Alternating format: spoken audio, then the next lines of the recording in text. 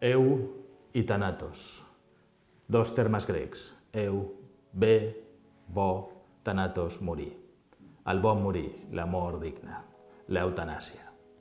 Aquests dies s'està tractant molt de l'eutanàsia. Hi ha una proposició de llei sobre l'eutanàsia. Una proposició de llei que pretén regular el dret a morir dignament. El primer que ens hem de preguntar és si jurídicament aquest dret existeix.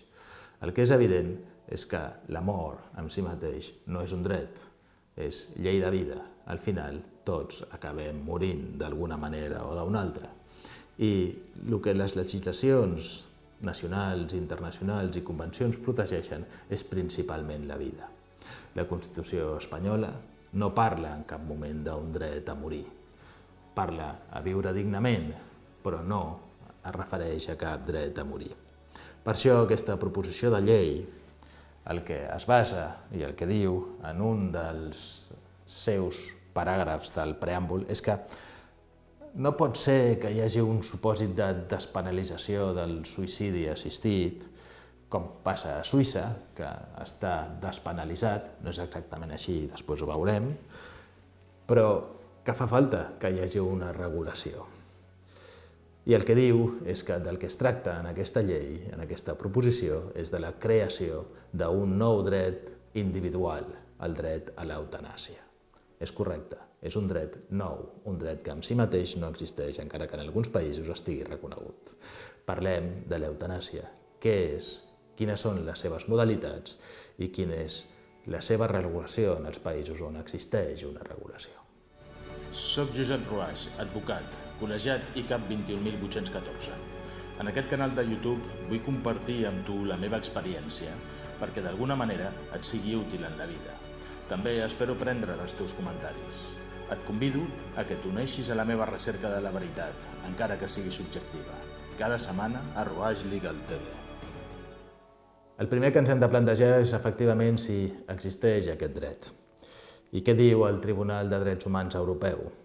Hi ha hagut diverses sentències sobre persones que han sol·licitat l'eutanàsia o que han sol·licitat algunes coses. Ens referirem a una, la sentència del 20 d'abril de 2002 de Diane Pretty, el cas de Diane Pretty, una dona de 43 anys, tetraplègica amb una malaltia incurable, que el que demanava era que no es castigués el seu marit per ajudar-la a morir.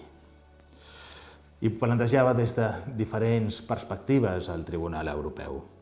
El primer que deia és que la Convenció de Drets de l'Home, que existeix a l'estat britànic, diu que la llei ha de protegir el dret a la vida de tothom i també ha de protegir enfront de tercers i que aquest dret de protecció a la vida també front a l'Estat no implica la seva obligació pròpia de cada una de les persones, com si existís un dret d'autodeterminació propi. El tribunal el que li diu és que d'aquest article 2 no es pot deduir que existeixi un dret a morir, que el dret, l'obligació, la llei de cada un dels estats, el que ha de fer és emparar la vida de tothom sense limitar-se a protegir-la només en casos d'agressió il·legítima. Està clar que no es pot sotmetre ningú a cap tipus de tortura, però quan la tortura prové d'una malaltia, quan les dificultats provenen d'una malaltia, es tracta de causes naturals, no provocades, no estem parlant de cap tipus d'agressió sobre el qual l'Estat hagi d'exercir una protecció, sinó que simplement és el destí, és el que passa. També Diane Pretty parla del seu dret a la intimitat i el dret a la seva vida familiar i del principi d'autodeterminació que ve a ser que cadascú pot fer amb la seva intimitat, amb la seva vida, amb el seu cos, el que cadascú vulgui. I el Tribunal de Drets Humans el que li diu és que la llei ha de limitar necessàriament la llibertat individual perquè no es pot fer el que es vol i que és necessari en una situació d'una ciutadania, d'una societat democràtica que existeixin límits col·lectius a la llibertat individual. Pesa més la tutela de la vida que la tutela de la mort. I per tant, la prohibició absoluta de cooperació a una mort assistida és proporcionada, encara que es trobi amb algú en estat de dependència. També diu que el permetre aquestes circumstàncies, encara que fossis en casos individuals, seria una manera que atentaria contra el principi de legalitat, el principi de que tot el que es pot fer és el que està regulat i s'ha de respectar en tots els casos, sense gaires excepcions. També Diane Pretty es queixa d'una discriminació que és positiva, diu que més o menys li semblen bé tots aquests drets, però aquesta discriminació positiva és que s'està tractant a totes les persones com si fossin iguals i en realitat no són tan iguals perquè les seves circumstàncies d'enfermetat són diferents a les dels altres i s'ha de tenir en compte. El tribunal el que diu és que no es poden fer aquest tipus de diferències perquè són molt perilloses, és molt difícil saber si una persona és realment vulnerable o no, si físicament i psíquicament està suficientment capacitada per poder decidir lliurement i sense cap tipus d'influència. I al final acaba decidint que no es pot deduir del dret a la vida un dret a morir, ni tan sols un dret a morir dignament, i que tampoc cap convenció li dona a cap de les maneres a cap ciutadà el dret a exigir del seu estat que li permeti o li faciliti el dret a morir. Aquesta és tal com s'estipulava en l'any 2002 per al Tribunal de Drets Humans. Hem de tenir en compte que és una llei, una jurisprudència que ens afecta, que afecta a tots els que estem sotmesos a la Convenció Europea. El Tribunal diu que no existeix aquest dret, per tant, s'ha de crear de nou. El que jo no sé és si la creació d'aquest dret, el dret a morir dignament, és una creació que és suficient fer-la per llei, ja que no està a la Constitució o s'ha d'interpretar forçadament la Constitució per poder encaixar el dret a morir entre la protecció a la vida. Potser caldria fer algun canvi constitucional o potser caldria fer algun referèndum, com en alguns altres casos s'ha intentat fer. El que hem de considerar ara en aquest moment és quan parlem d'eutanàsia, què és el que volem dir. Perquè parlem d'eutanàsia d'una manera genèrica i en canvi hi ha diverses classes i diversos tipus d'eutanàsia. Principalment, encara que la doctrina científica vagi a més diferenciacions, nosaltres ens podem quedar amb l'eutanàsia activa, l'eutanàsia passiva, especialment, i potser l'ortotanàsia. L'ortotanàsia és no rebre tractament, saber que està malalt i deixar-se morir. L'eutanàsia passiva seria la retirada del suport vital a un malalt, un suport vital que al final faria que morís d'una manera, diguéssim, seminatural o per causa de la seva malaltia sense cap tipus d'intervenció. I l'eutanàsia activa. L'eutanàsia activa, que significa que algú fa alguna cosa, fa una acció per ajudar a morir. Amb dues modalitats, o bé subministrant una dosis letal a algun sistema de morir, o bé facilitant als malalts que es puguin administrar amb si mateixos aquestes substàncies. Serien les dues modalitats de l'eutanàsia activa que contempla la nostra proposició de llei.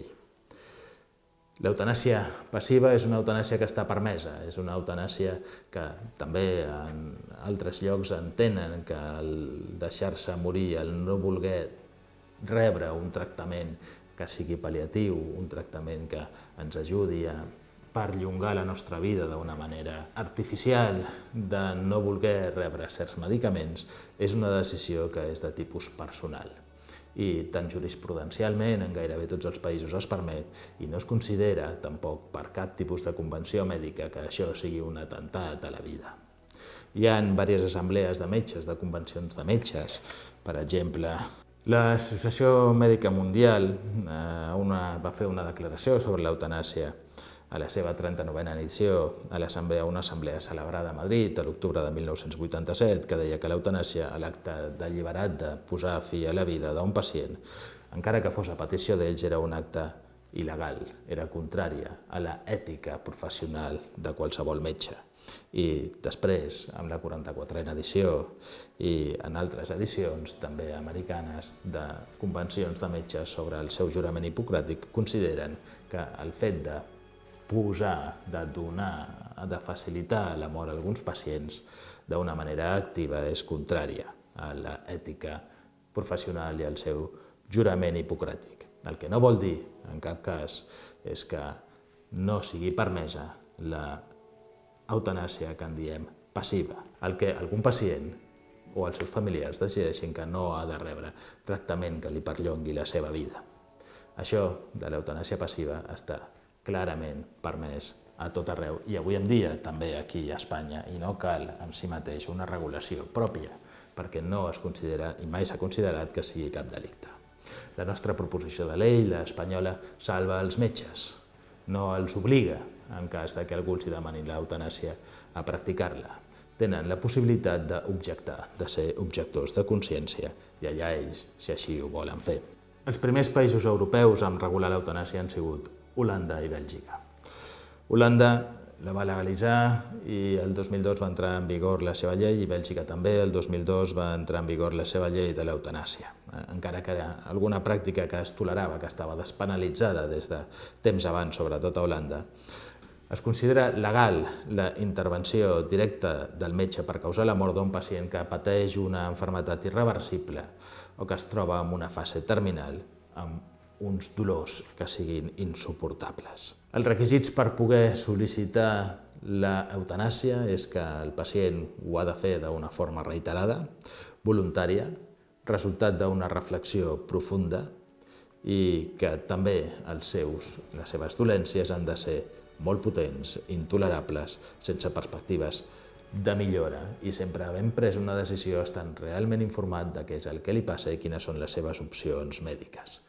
No val només l'opinió d'un metge, cal almenys l'opinió de 2 metges que han d'emetre l'informe.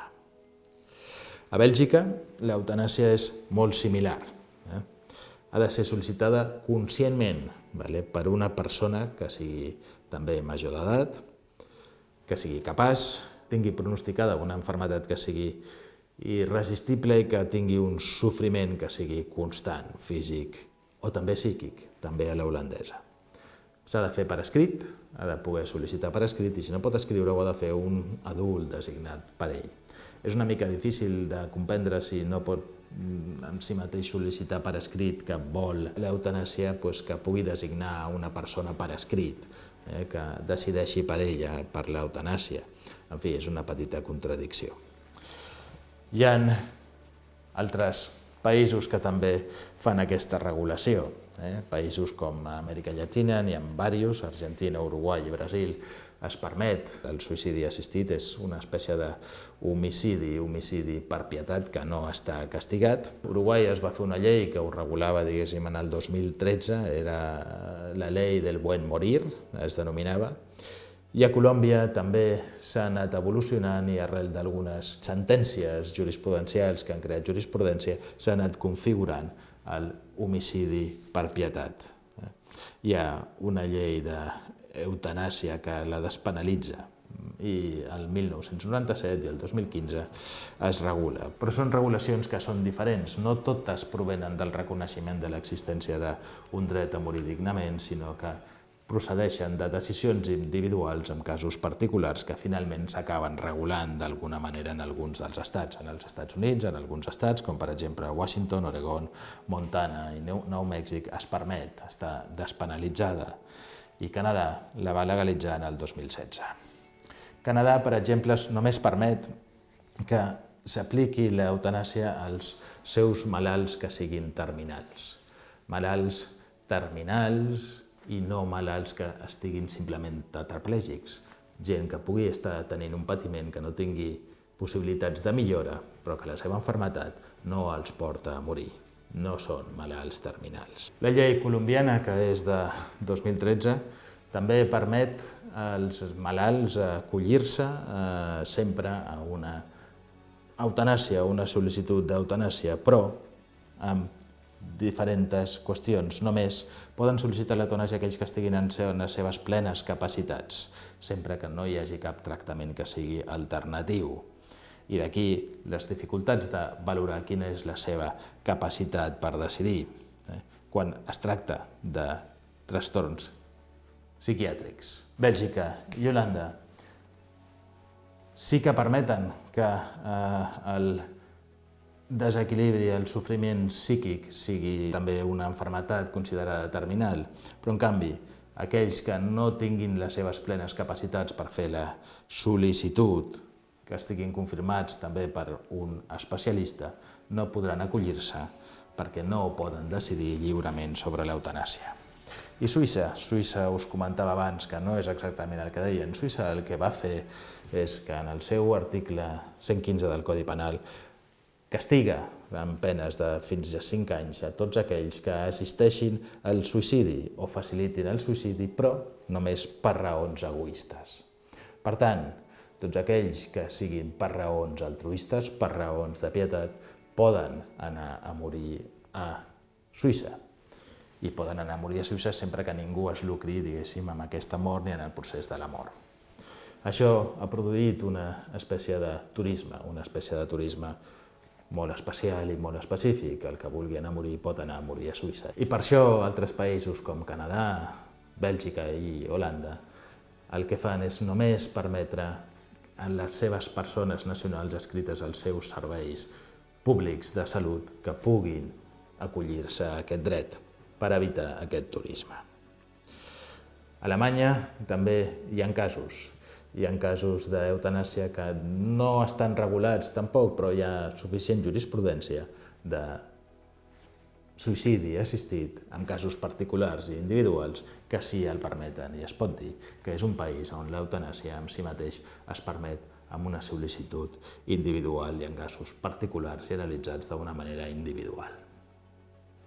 En el proper vídeo analitzarem què és el que es fa a Espanya, què és el que es proposa a Espanya i quina és la llei espanyola. Si t'ha agradat el vídeo, subscriu-te, dóna-li a la campaneta per rebre notificacions, dóna-li al like i si tens algunes preguntes o comentaris que vulguis posar en un tema tan profund com aquest, ho pots fer en el desplegable, en els comentaris. Et contestarem i tothom podrà contribuir amb les seves opinions.